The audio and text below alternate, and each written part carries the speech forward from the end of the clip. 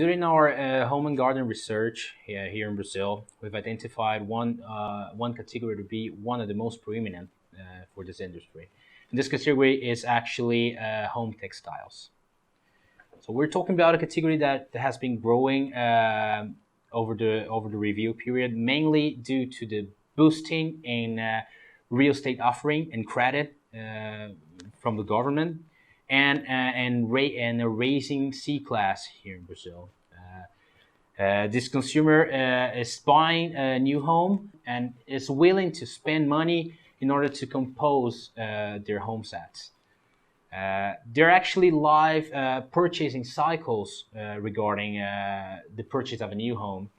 So normally the consumer tend to spend more in the first moment into larger appliances. So they buy their fridge, their a TV and an oven to the house.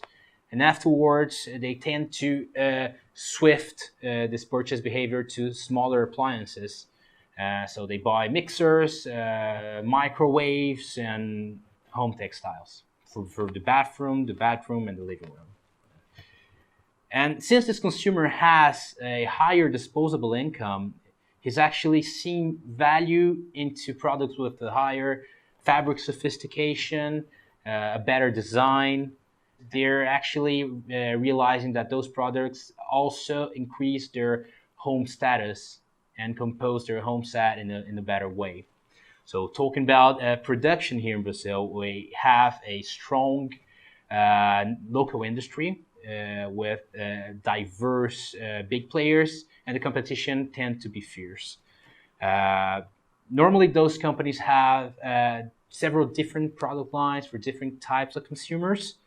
And what they're doing right now is to try to approach this consumer in a more effective way by investing more into physical stores and also internet retailing. So brands such as Zelo and brands from the Springs Global Group, such as Artex and Chista and Martin, are increasing their visibility